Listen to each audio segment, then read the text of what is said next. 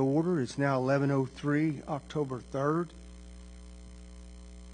And we have Pastor Ray with the Williamstown United Methodist Church here to give us invocation. If everyone can stand for the invocation and the pledge.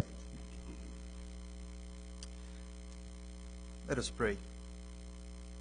Gracious and holy God, we pause at the beginning of this session to seek your wisdom and presence.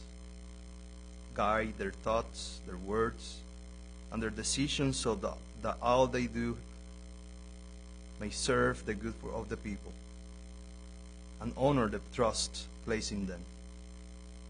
Bless this gathering, Lord. Let their work today reflect your holy purposes for our town. In your name we pray. Amen. Amen. Thank you. Pledge allegiance to the flag of the United States of America and to the republic for which it stands, one nation, under God, indivisible, with liberty and justice for all. Thank you. You may be seated. Thank you, Ray. Jen, if I can have you call roll. Magistrate Humphrey. Present. Magistrate Coldarn. Present. Magistrate Riley. Present. Judge Chuck Dills. Present. Moving down to item 5, approval of the special meeting minutes of September 15th, 2025, and the special meeting minutes September 22nd, 2025, and special meeting minutes of September 26th, 2025. Having read the minutes, I'll make a motion to approve as written. A second. I have a motion made by Magistrate Humphrey, second by Magistrate Coldarn. All in favor saying aye. Aye. Here's all in favor. Motion carries. Moving down to item 6 under fiscal matters. A, we have approval of claims on the general fund, road fund, jail fund, along with all transfers presented dated October 3rd, 2025. And I believe there was 2 bills from St. E that we were wanting to pull from Correct. this claim for further research on to make sure that we need to pay that claim, or if the state, is that correct? Yeah, if you don't mind. Okay. Thank you. So do you have the 2 bills that? Which one?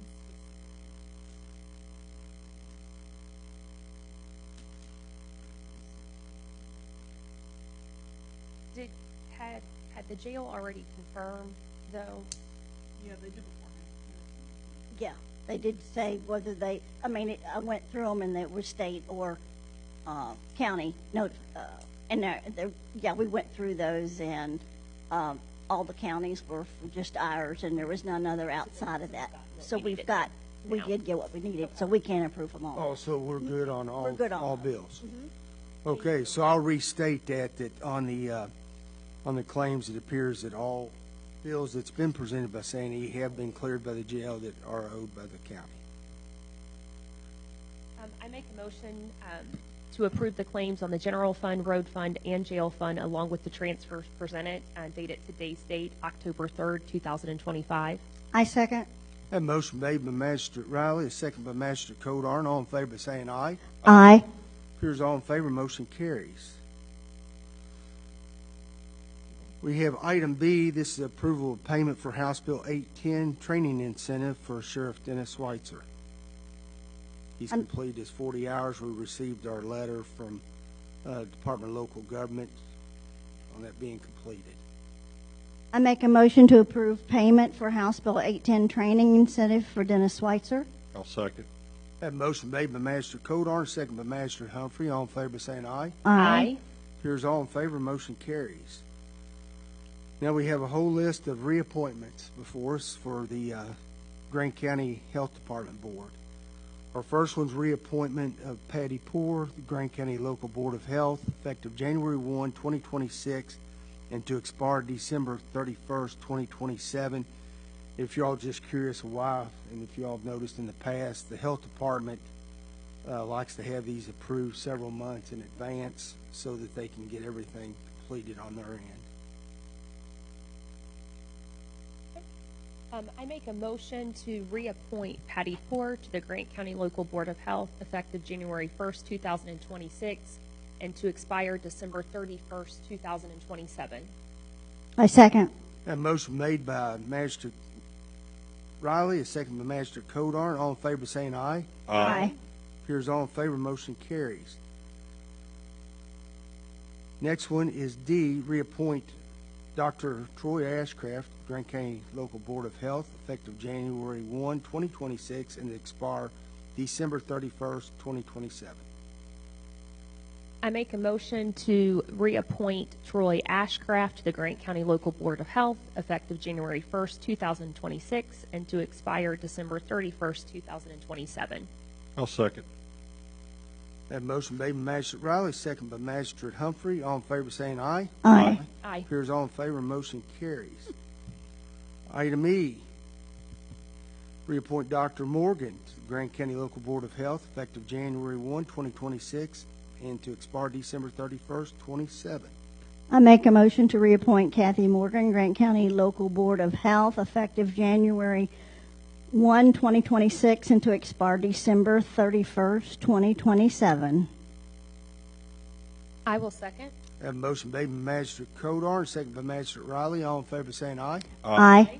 Appears all in favor, motion carries.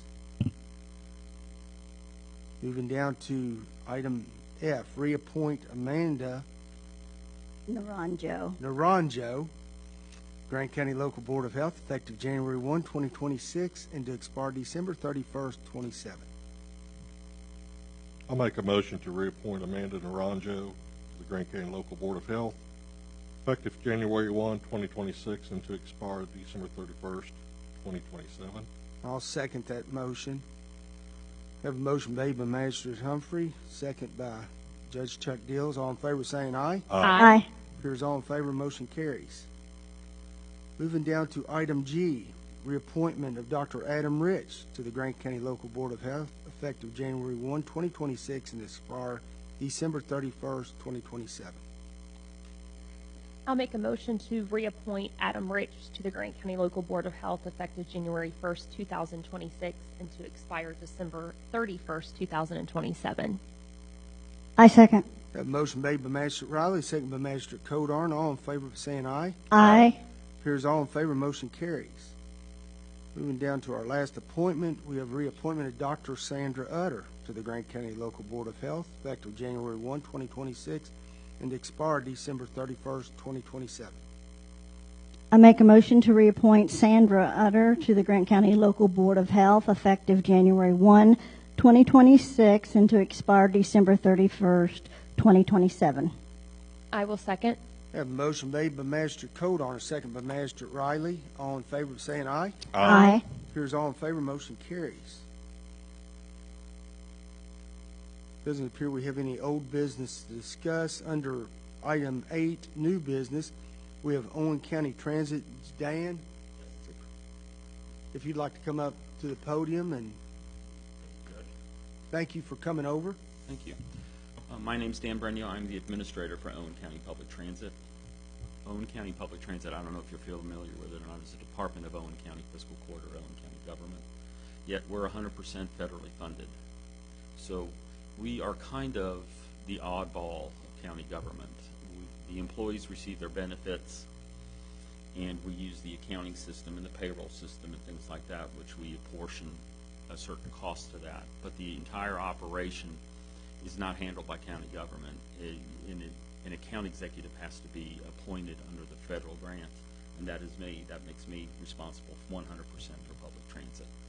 So unless it deals with personnel issues or items of such matter, the rest of it, I do not approach the fiscal court or ask for permission to purchase anything or expand. And that's why I'm here today. And I wanted to make sure we were clear on that, because most of the time when people see, oh, it's Owen County government, that there is a bureaucratic step.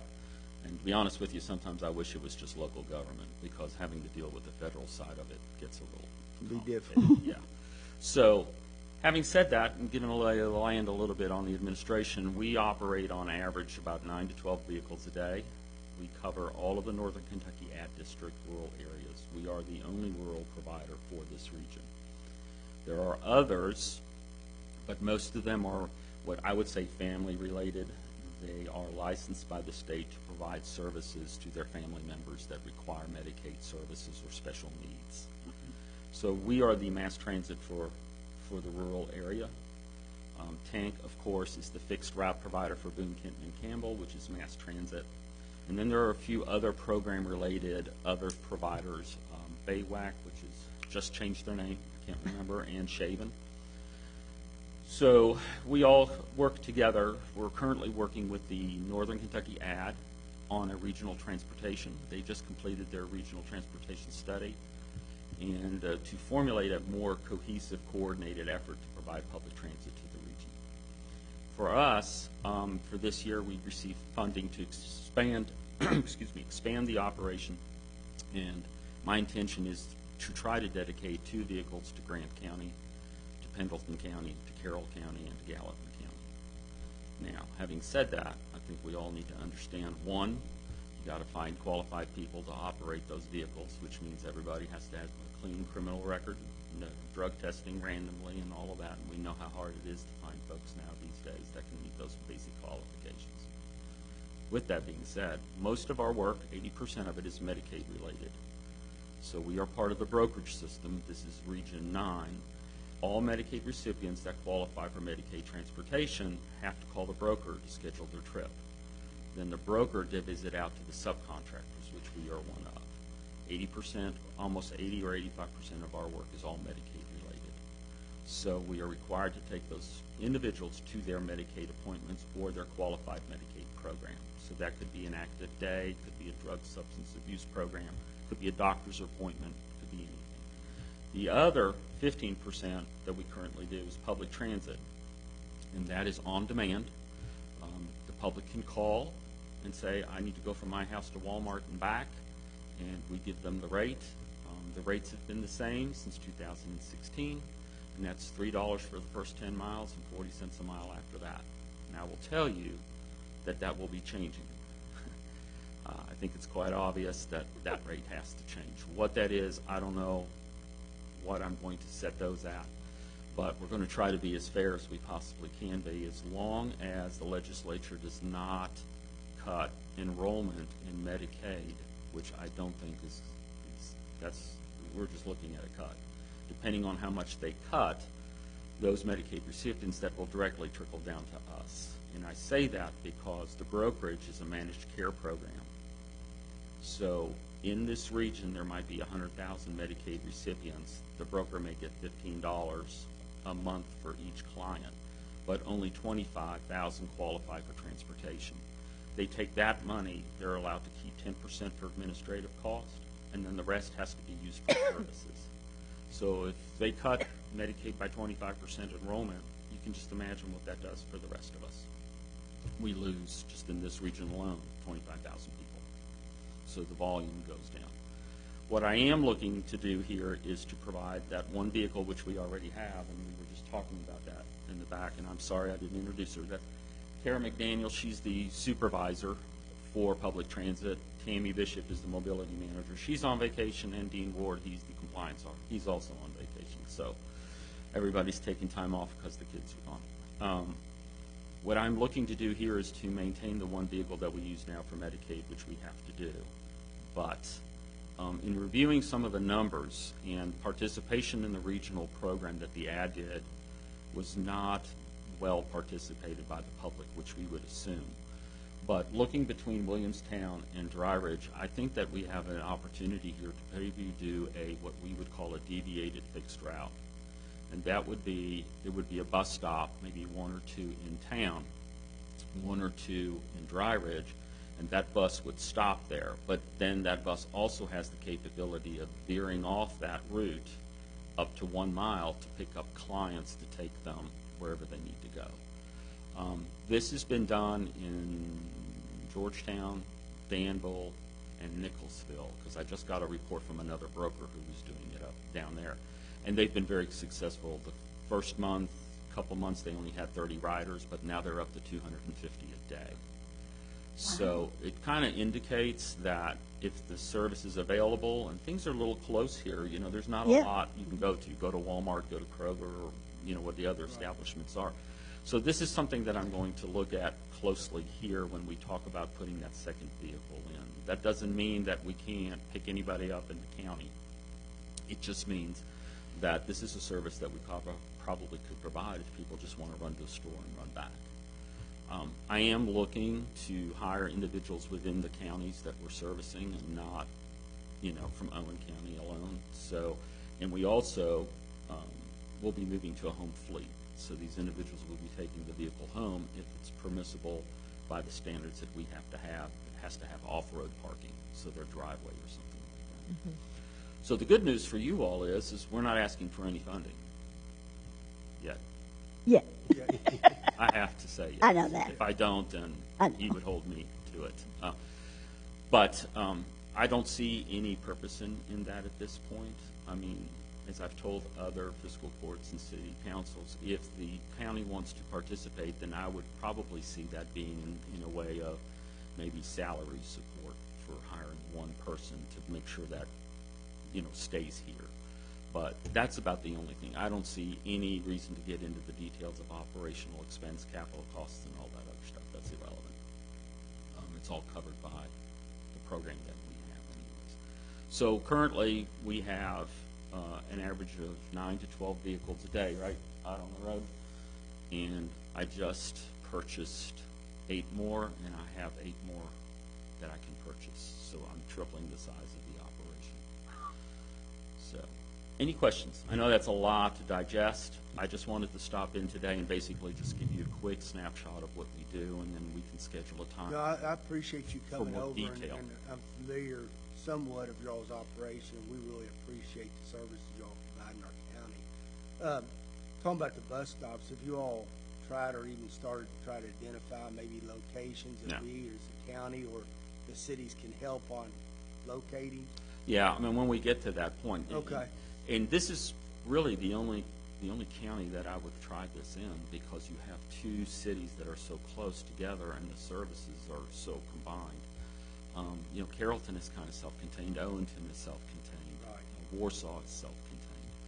But here you do have 2 different cities, and I mean, this would make sense to be able to do that. my question is, would you consider Crittenden in that? We could. Crittenden to Dry Ridge Inn? Because that would be the 3 That would- major cities. Yes. Crittenden has the Never largest even- populace of any city. Yeah, I never even really thought about it. To be honest with you, I just got the information this week, Tuesday. Yeah. And so, between now and me speaking here, I was thinking Grant County would be the perfect spot. Yeah, because Crittenden, I like to try to keep all the business in Grant County. Obviously, every county's like that, but Crittenden would be service into the next exit, which would be Walton for the Kroger's, and Kohl's and the stores there, but mainly the Kroger store. But yeah, Crittenden would be definitely a good location for a bus stop. Right. And yeah, Yes. we've got the park, we've got our city buildings in all 3 cities. It would be great locations for bus stops. Just the city limits of Crittenden alone has more population than Dry Ridge or Williamstown. So, and it's pretty condensed.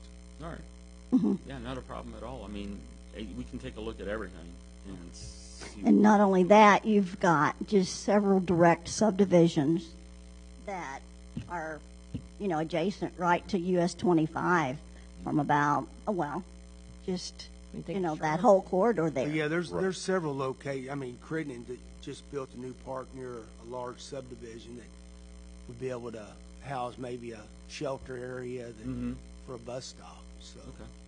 so yeah, when you get to that point, get with me, and I'd be glad to go around to these city locations, meet with the mayors, and try to establish some locations. All right. So, since there's the freeze is on right now, the allocation for the new vehicles, which would be inner city, which this is the first year that I've applied for inner city work. I don't want to bore you with all the administrative details. There's rural and then there's inner city. They're both under the same program, but you've got to run 2 different budgets. Those new vehicles I have allocated. The funds have been allocated to me, but the RFP hasn't been released yet. That's $800,000 for 6 vehicles. Those are for inner city work. Those vehicles are also including Boone County and Campbell County as well.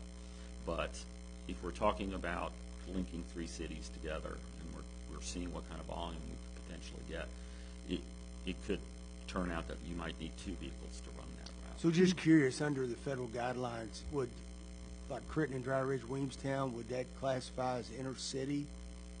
Well, you know, it's or- interesting that you would That's all mention Yeah. that. I didn't know where their definition. Threshold of the size, yeah. So, since this is being recorded, I need to be very careful because I'm in a debate right now with transportation and the FTA on the definition of Okay. that. The true definition of inner city means that your pickup has to occur in a rural area, and you have to connect to a fixed route or a Greyhound bus station. That's how specific the Great. Wow. Yeah, I know. That's what I usually get, Greyhound, yes. So I actually had to look it up to see where the next Greyhound bus station. Like, I know I where it guess- is. Cincinnati. Well, Lexington, does Lexington? Lexington has one, and I believe Covington. I Okay. think it's Oh, Covington Covington. has one. I would have said Cincinnati too, but it didn't pop up because I only looked at Kentucky. But since we're speaking of Cincinnati, we're an exempted rural provider, so we can go anywhere in the state and pick up in a rural area, and we're also permitted to cross the river. Not to pick up, but to deliver patients to those facilities. UC and Christ and And those the VA, especially the VA. So, having said that, so you asked me about, I'm sorry, what was the question? Well, I was just the definition. The I didn't size know. of the definition? Yeah. Okay, so, But we don't have to go into that today. no, was I will just tell you curious. this, none of the cities are on the list Okay. to make it urban. And just for clarification purposes, that way when the FTA listens to this tape, there's only one city in Boone Kenton County that's considered urban. Covington, No. Florence. No. Newport. Newport. Yes. I don't ask. I don't know. But there is Moving on. there is a long definition. Just to tell you how this is, the FAA defines a population of this and this density. Then the Commerce Department determines through another formula that density, and then they apply that onto the map. So to give you an idea, there is a community, I don't remember the name, in eastern Kentucky that has 1,200 people living in it, and it's considered urbanized under the FTA regulation because the density is so tight. Now you and I are thinking right now, what's not dense about Florence or Hebron or Yes. anything up north? Well, that's how they define it. And so my argument has been to them, why am I needing to buy inner city vehicles when I can use urban because it's not on the list? But that's not how they look at it. They look at the MSA area, they look at this, and they look at other things. So basically what this boils down to is, as long as we don't know about it and it serves the public need, go ahead. Which basically tells me if I get caught, then it's on me. So that's where we're at. So until somebody can tell me that I can't pick up Mrs. Jones in a wheelchair from Crittenden to take her to Walmart and deal with that public nightmare, nobody's going to do anything. So as long as we're not breaking the ruler or bending it, we're okay. So as far as I'm concerned, these are inner city trips. So Do you have a card? Yeah. You just- Oh, that's what that card is. Thank That's you right. for all no this. problem. Like, Appreciate from your an time. awareness Yeah, Stayed standpoint, longer we than I wanted appreciate to, it. but Updating this, and like I said, very informative. as you get a little further along, give me a call, reach out, and sit down and try to. well, I can tell you right now, it'll be after October. Yeah. We're doing our federal compliance right now, which takes about 2 weeks to do.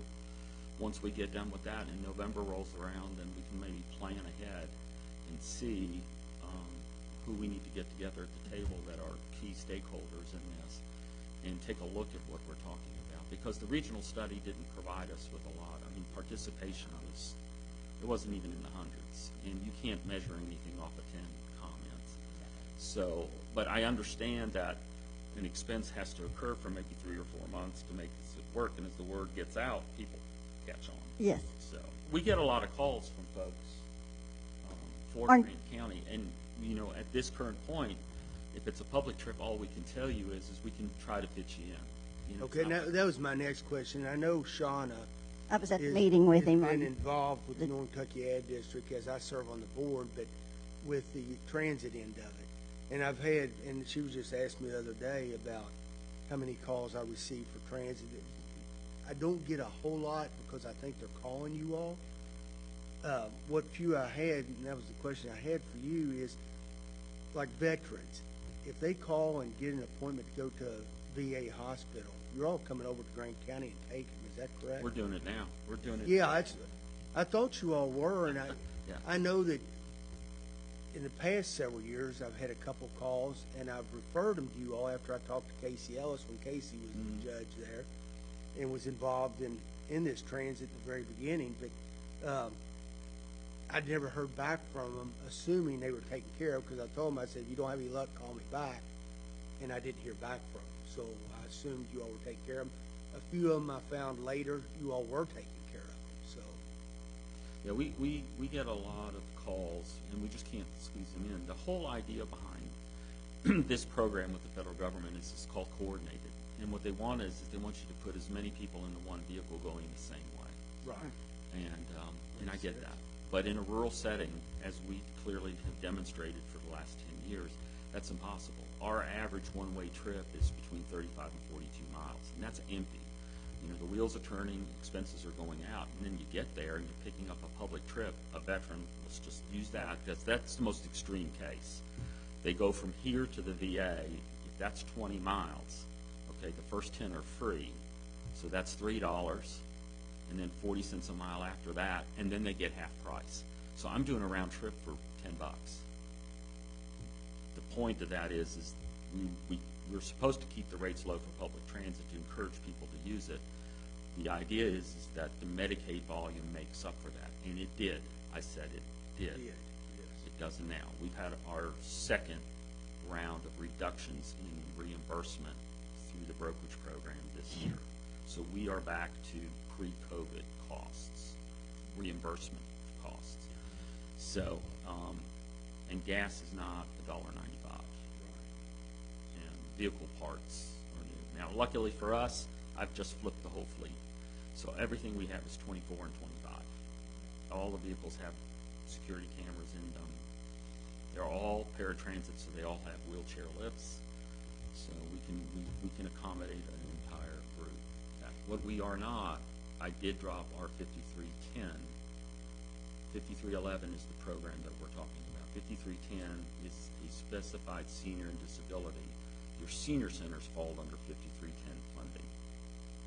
So that's where they would have, the city of Williamstown received, I guess, their Back bus. in the Correct. Their funding. They would go through most likely go through the ad for the funding, and They they would did. procure the vehicle and do that. Now, we have donated surplus vehicles to senior centers. I can donate to another federal program to avoid that capital cost.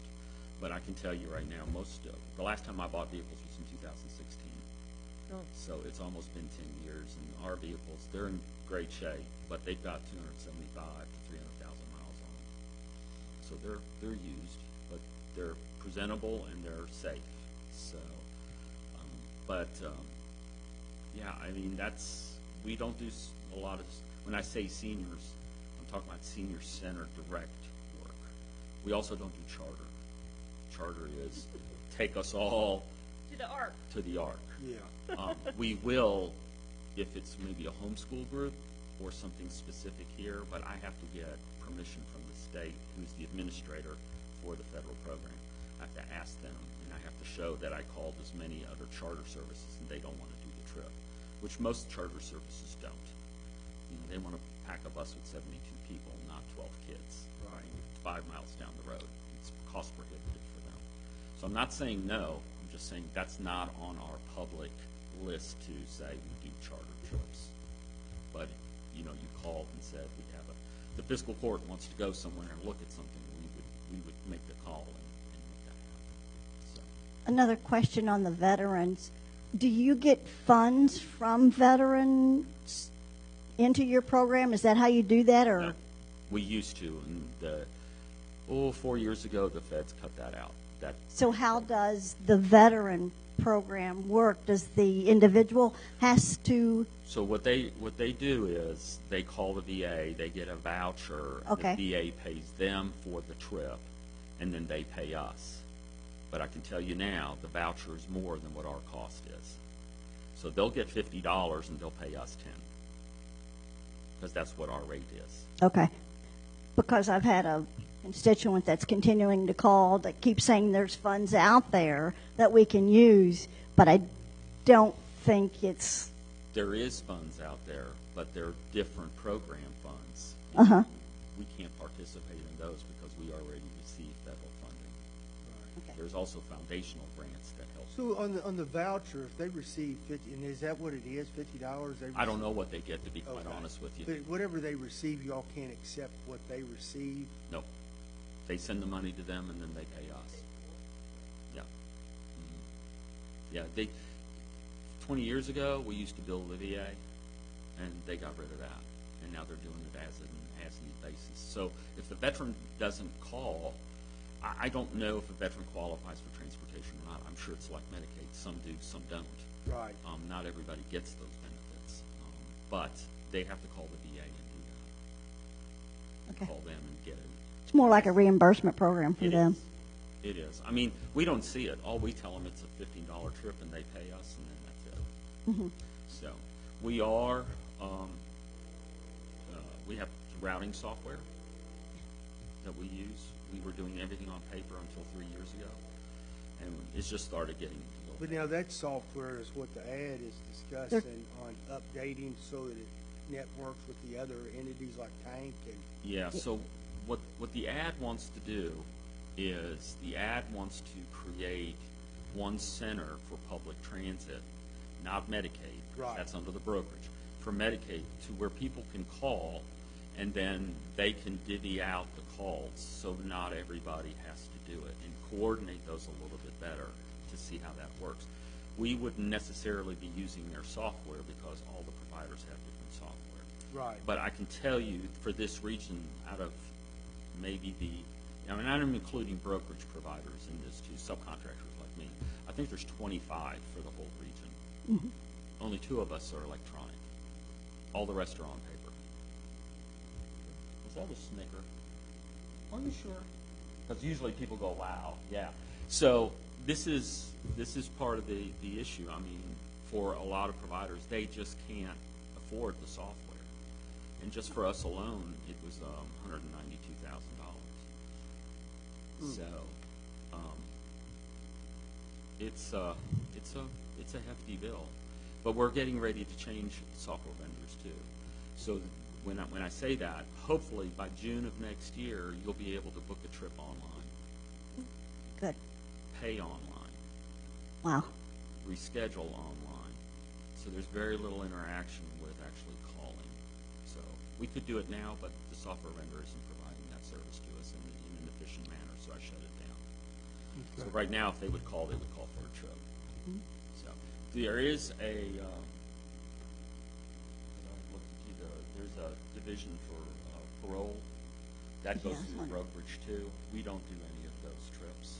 The broker does those. And then vocational rehab, some of those programs go through the brokerage, and we might do some of those trips as well. And that's about the broad content of what services we provide.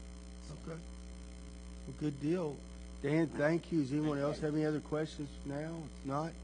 No, Well, thank you for coming up. Yeah, coming up and introduce yourself and presenting to the court, and got your information, and like I said, when time comes, reach out, and we'll do whatever we can on our end to help speed the process up. I appreciate it. Thank you. Okay? You all have a good weekend. Thank you. Well, thank you. Thanks. Bye.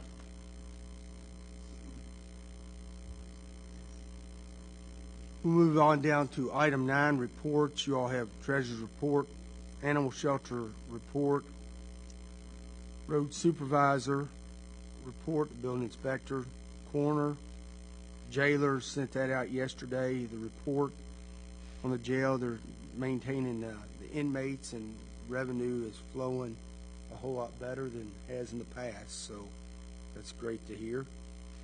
We have Dennis White's our sheriff with us.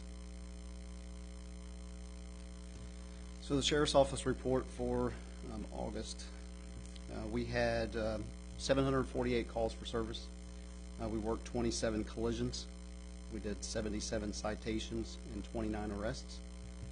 We opened 45 criminal investigations, served 210 criminal and civil summonses. We completed 277 auto inspections, and we traveled 1,562 miles in prisoner transports. And to complete on a positive note, I believe I told you guys last month that we had a deputy that was leaving, going to Scott County. He told me yesterday that he's backing out of that process and he's going to stay here. Well, good, good. That's one less person that we'll have to try to find. Okay, Good. so that's great to hear. Thanks. You guys have any? Thank you, Dennis. Thank you, Dennis. Judge's report. Only thing I want to report on, we're working on the Kiefer Lawrenceville Bridge project, moving right along on it. Also, they finished the Mason Cordova Road paving. I'm hoping here in the next 2 weeks they'll be starting on Napoleon Zion Station. They'll be calling me sometime the end of next week to give me a closer update, and then they'll proceed onto that from that road to our other roads that we've got paved. So that's moving along. I think I reported, I don't know if it was last meeting or after last meeting, the elevator is working. If I hadn't reported that at one of the meetings publicly here at the courthouse. And then other than road department, they've been working. They're actually over at the old county road department today. We're getting the rest of that scrap out. So where the old animal shelter is, where all that scrap had been setting, that had been surplus. Also the items that have been surplus for auction on October 25th at 10 a.m. over at the Hopperton Lane location of the road department. It'll be all moved out today. The scrap will be taken to the scrap yard, so that'll be completely cleared out.